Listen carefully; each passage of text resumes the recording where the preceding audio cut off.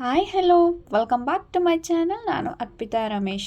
ಇವತ್ತಿನ ವಿಡಿಯೋದಲ್ಲಿ ಪುರಿ ಉಪ್ಪಿಟ್ಟು ಅಥವಾ ಪುರಿ ಉಸ್ಲಿನ ಹೇಗೆ ಮಾಡೋದು ಅಂತ ಶೇರ್ ಮಾಡ್ತಾ ಇದ್ದೀನಿ. ಕ್ವಿಕ್ಕಾಗಿ ಹಾಗೆ ಅಷ್ಟೇ ಸಿಂಪಲ್ ಆಗಿ ಬ್ರೇಕ್ಫಾಸ್ಟಿಗೆಲ್ಲ ಮಾಡ್ಕೊಳ್ಬೋದಂತಹ ರೆಸಿಪಿ ಇದು. ತುಂಬ ಚೆನ್ನಾಗಿರುತ್ತೆ, ಹಾಗೆ ಟೇಸ್ಟು ಕೂಡ ಡಿಫ್ರೆಂಟಾಗಿ ಸೂಪರ್ ಟೇಸ್ಟಿಯಾಗಿರುತ್ತೆ. ಹಾಗಾದರೆ ಮಾಡೋ ವಿಧಾನ ಹೇಗೆ ಅಂತ ನೋಡೋಣ ಬನ್ನಿ. ನಾನಿಲ್ಲಿ 1 ಲೀಟರ್ ಆಗೋಷ್ಟು ಪುರಿನ ತೊಗೊಂಡಿದ್ದೀನಿ. ಆ ಪುರಿನ ಚೆನ್ನಾಗಿ ವಾಶ್ ಮಾಡ್ಕೋಬೇಕು. ಅದಕ್ಕೆ ಸ್ವಲ್ಪ ನೀರನ್ನ ಹಾಕಿ ಚೆನ್ನಾಗಿ ನೀರಲ್ಲಿ ತೊಳೆದು ಹಿಂಡಿ ಇನ್ನೊಂದು ಬೌಲ್ಗೆ ಹಾಕೊಳ್ತಾ ಇದ್ದೀನಿ. ಹೀಗೆ 1 ಲೀಟರ್ ಆಗುವಷ್ಟು ಪುರಿನೆಲ್ಲ ಹಿಂಡಿ ತೆಗೆದು ಇಟ್ಕೊಂಡಿದ್ದೀನಿ.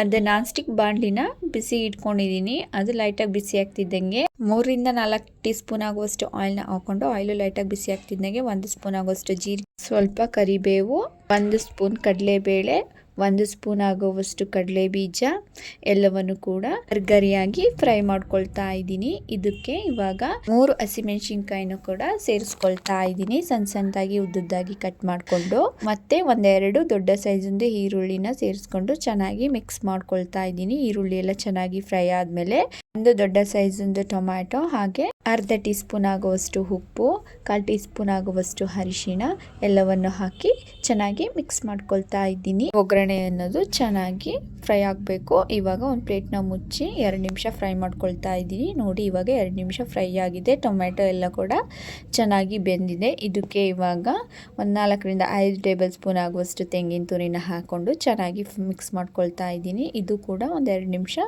ಫ್ರೈ ಆದಮೇಲೆ ಚೆನ್ನಾಗಿ ನೀರಲ್ಲಿ ತೊಳೆದು ನೀರಿನೆಲ್ಲ ಹಿಂಡಿ ತೊಗೊಂಡಿರುವಂತಹ ಕಡಲೆಪುರಿನ ಸೇರಿಸ್ಕೊಳ್ತಾ ಇದ್ದೀನಿ. ಇಂಥದ್ದೇ ಕಡಲೆಪುರಿ ಮಾಡ್ಕೋಬೇಕು ಅಂತ ಇಲ್ಲ, ಯಾವ್ದು ಸಿಗುತ್ತೆ ಅದರಲ್ಲಿ ಮಾಡ್ಕೋಬೋದು. ಸ್ವಲ್ಪ ಕೊತ್ತಂಬರಿ ಸೊಪ್ಪನ್ನ ಸೇರಿಸ್ಕೊಂಡು ಕೊನೆಯಲ್ಲಿ ಚೆನ್ನಾಗಿ ಮಿಕ್ಸ್ ಮಾಡ್ಕೊಳ್ತಾ ಇದ್ದೀನಿ. ನೋಡಿದ್ರಲ್ಲ ಎಷ್ಟು ಸುಲಭ ಅಂತ. ನೀವು ಬೆಳಗಿನ ಬ್ರೇಕ್ಫಾಸ್ಟಿಗೆ ಆಗ್ಬೋದು, ಮಧ್ಯಾಹ್ನದ ಲಂಚ್ ಬಾಕ್ಸಿಗೆಲ್ಲ ತುಂಬ ಅಂದರೆ ತುಂಬ ರುಚಿಯಾಗಿರುತ್ತೆ. ಮಕ್ಕಳು ಇಷ್ಟಪಟ್ಟು ಕೇಳಿ ಮಾಡಿಸ್ಕೊಂಡು ತಿನ್ನೋ ಅಂತಹ ರೆಸಿಪಿ ಇದು. ಈ ರೆಸಿಪಿ ನಿಮಗೆ ಇಷ್ಟ ಆಗಿದ್ದರೆ ಮನೇಲಿ ಒಂದ್ಸಲ ಟ್ರೈ ಮಾಡಿ. ಹೇಗೆ ಬಂತು ಅಂತ ಕಮೆಂಟ್ ಬಾಕ್ಸ್ನಲ್ಲಿ ಕಮೆಂಟ್ ಮಾಡಿ ತಿಳಿಸಿ. ಹಾಗೆ ಲೈಕ್ ಮಾಡಿ, ಶೇರ್ ಮಾಡಿ. ಇನ್ನಷ್ಟು ಈಸಿ ರೆಸಿಪೀಸ್ಗೋಸ್ಕರ ನಮ್ಮ ಚಾನಲ್ನ ಸಬ್ಸ್ಕ್ರೈಬ್ ಮಾಡ್ಕೊಳ್ಳೋದನ್ನು ಮರಿಬೇಡಿ. Thank you.